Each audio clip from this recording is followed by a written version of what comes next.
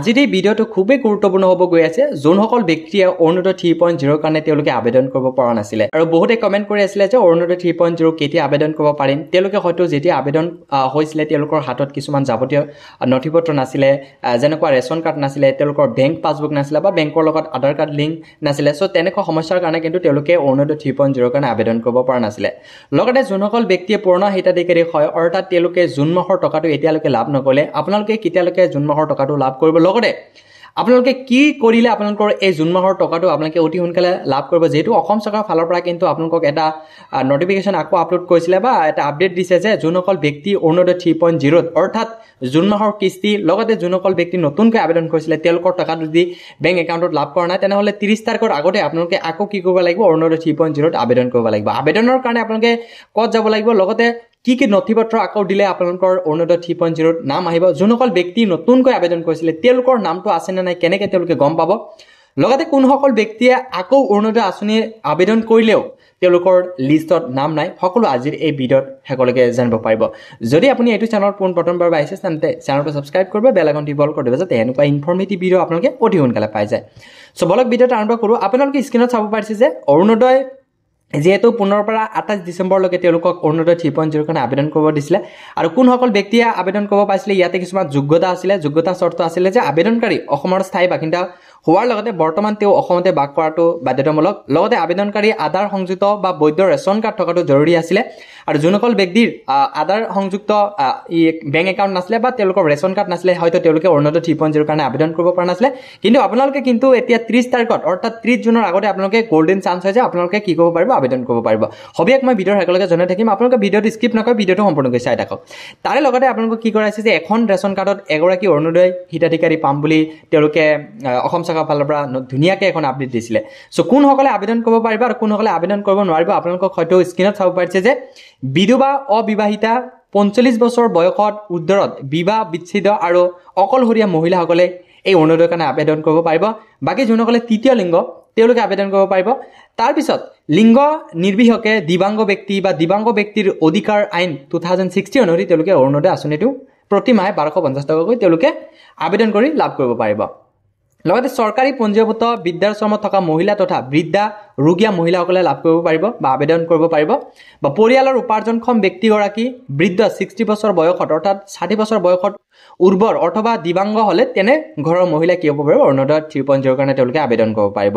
HIV thalassaemia haemophilia চেৰিবেল তাৰ পিছত palsy এনেকুৱা ধৰণৰ জটিল ৰোগত অৰ্থাৎ কেন্সাৰ ৰোগত যদি তেওঁলোকে আক্ৰান্ত হৈছে সেই সকল পৰিয়ালৰ মহিলাসকলে কিন্তু এই অৰুণোদয় 3.0 কাৰণে আপোনালোকে আবেদন কৰিব পাৰিব বা তেওঁলোকে এলিজিবল ক্যান্ডিডেট হয়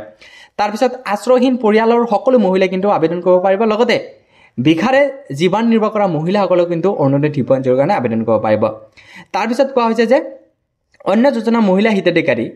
তেওঁলোকে আবেদন কৰিব পাৰিব মুঠ বাৰ্ষিক উপাৰ্জন 2 লাখতকৈ কম হোৱা পৰিয়ালৰ মহিলাসকলে এই অৰুণোদয় 3.0 কাৰণে তেওঁলোকক যোগ্য হিতাধিকাৰী বুলি বিবেচনা কৰা হ'ব এতিয়া আমি জনাম যে কোনসকল মহিলাই আপোনালোকে হয়তো জানে যে অৰুণোদয় 3.0 যেটা অসম চৰকাৰৰ ফালৰ পৰা যোগ্যতা বান্ধিছে আৰু সেই যোগ্যতা অনুসৰি যদি আপোনালোকে কি নকৰে আবেদন নকৰে তেনেহলে কিন্তু আপোনালোকৰ আবেদন কৰি একো লাভ নহব আৰু সেই মৰ্মে অৰুণোদয় 3.0 কিন্তু বহুত মহিলাৰ নামটো কৰ্তন কৰাইছে কোনসকল মহিলাই আপোনালোকে আবেদন কৰিলে আপোনালোকৰ একো লাভ নহব অৰ্থাৎ অৰুণোদয় 3.0 কিন্তু আপোনালোকৰ নাম নাহিব আপোনালোকে ইয়াৰ পৰা চাব পাৰি যে কোনে আবেদন কৰিব নোৱাৰিব সাংসদ বিধায়ক মুখ্য কাৰ্যবাহী সদস্য প্ৰাক্তন সাংসদ প্ৰাক্তন বিধায়ক প্ৰাক্তন মুখ্যমন্ত্ৰী কাৰ্যবাহী সদস্য প্ৰাক্তন কাৰ্যবাহী সদস্যৰ পৰিয়ালে কিন্তু এই অৰুণোদয় 3.0 কাৰণে আবেদন কৰিব নোৱাৰিব তাৰ পিছত পঞ্চায়তী ৰাজ প্ৰতিষ্ঠান তাৰ পিছত নগৰীয়া স্থানীয় সংস্থা আৰু স্বাস্থ্য শাখিত পৰিষদ ষষ্ঠ অনুসূচীয় অন্তৰ্গত গ্ৰাম্য পৰিয়ালৰ পৰিষদ উন্নয়ন সমিতি BCDCৰ বৰ্তমান সদস্য পৰিয়ালসকলে কি কৰিব পাৰে নোৱাৰিব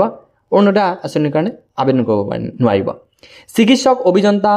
লগতে আপোনালোকক কি কৰে চাৰ্টাৰ একাউণ্টেণ্ট বেংক বিষয়া উকিল পৰিয়ালৰ সকলেও কিন্তু অৰুণোদয় 3.0 কাৰণে আবেদন কৰিব নোৱাৰিব লগতে বিশ্ববিদ্যালয় মহাবিদ্যালয় উচ্চ মাধ্যমিক বিদ্যালয়ত কনিষ্ঠ মহাবিদ্যালয় উচ্চ মাধ্যমিক বিদ্যালয়ত উচ্চ প্ৰাথমিক আৰু নিম্ন প্ৰাথমিক বিদ্যালয়ৰ শিক্ষকৰ পৰিয়ালে বা ঠিকাভিত্তিক বা অস্থায়ী শিক্ষকৰ সামৰি লোৱা হৈছে ইয়াৰ কাৰণে আপোনালোকে কি কৰিব নোৱাৰিব আবেদন কৰিব নোৱাৰিব অংকনবাদী কৰ্মী মধ্যভোজন কৰ্মী আশা তাৰ পিছত গাঁও তথা পেঞ্চনৰ অথবা ঠিকাভিত্তিক কৰ্মচাৰী পৰিয়ালসকলে কিন্তু এই অৰুণোদয় 3.0 কাৰণে আপোনালোকে আবেদন কৰিব নোৱাৰিব আয়কৰ পৰিশোধ কৰা চৰকাৰী ঠিকাদাৰ আৰু যোগনীয়া ৰিটেল ষ্টেলাৰ তাৰপিছত আপোনালোকক কি কয় বিল্ডাৰ প্ৰাপ্তবয়স্ক ব্যক্তি পৰিয়ালক কিন্তু ইয়াৰ আবেদন কৰিব নোৱাৰিব তাৰপিছত আয়কৰ পৰিশোধ কৰা ব্যৱসায়ী উদ্যোগী দোকানী বেপাৰী পৰিয়াল কৰিব নোৱাৰিব ভূমিৰ অধিকাৰী তেওঁলোকে কিন্তু আবেদন কৰিব নোৱাৰিব তাৰপিছত চাৰিচকীয়া মটৰ বাহন থকা পৰিয়ালে কিন্তু আবেদন কৰিব নোৱাৰিব আপোনালোকৰ যোনসকলৰ মানে ঘৰত চাকৰি আছে বা চাৰিচকীয়া বাহন আছে আৰু আপোনালোকৰ যদি বছৰিকা 2 লাখৰ ওপৰত আপোনালোকৰ বছৰিকা ইনকাম হয় তেনেহলে কিন্তু আপোনালোকৰ এই অৰুণোদয় 3.0 কাৰণে যোগ্য হিতাধিকাৰী বুলি বিবেচনা কৰা নহব লগতে অৰুণোদয় প্লাস অথবা তেনেধৰণৰ আঁচনিৰ অধীনত ৰাজ্য চৰকাৰৰ পৰা অৰুণোদয় 3.0 ধনৰাশিৰ সমপৰিমাণৰ অথবা তাতকৈ অধিক পৰিমাণৰ ধন লাভ কৰা পৰিয়ালে আবেদন কৰিব নোৱাৰিব ৰাষ্ট্ৰীয় খাদ্য সুৰক্ষা আইন 2013 ৰ অধীনত অসম খাদ্য সুৰক্ষাৰ বিধিৰ দ্বাৰা নিৰ্ধাৰিত আয়তকৈ অধিক আয় থকা পৰিয়ালে অৰুণোদয় 3.0 কাৰণে শৰ্টকে আপোনালোকক বুজাই দিছো যোনসকল ব্যক্তি আপোনালোকৰ বিধৱা হয় অবিবাহিতা 45 বছৰ হৈ গল বা বিবাহ বিচ্ছেদ হৈছে তৃতীয় লিংগ হয় তাৰপিছত আপোনালোকৰ ঘৰত 2 লাখত কৈ তলত ইনকাম হয় বছৰ ইনকাম হয় লগতে আপোনালোকে যদি কিবা বেয়া জটিল ৰোগত আক্ৰান্ত হৈছে তেওঁলোকেও কিন্তু অৰুণোদয় 3.0 কাৰণে আপোনালোকে আবেদন কৰিব পাৰিব লগতে কোনে কোনে আবেদন কৰিব নোৱাৰিব হয়তো আপোনালোকে গম পালে সো মই এইটো বাৰু ডেসক্ৰিপচনত ধুনিয়াকে মই বা টেলিগ্ৰাম গ্ৰুপত ধুনিয়াকে দি দিম এটি আপোনালোকক জনাম যোনসকল মহিলাই আপোনালোকে অৰুণোদয় 3.0 কাৰণে আবেদন কৰিছিলে কিন্তু আপোনালোকৰ নামটো ইতিমধ্যে জুন মাহৰ টকাটো লাভ নকৰিলে সো আপোনালোকে কেনেকৈ গম পাব লগতে যোনসকল মহিলাই অৰুণোদয় 3.0 অৰ্থাৎ অৰুণোদয়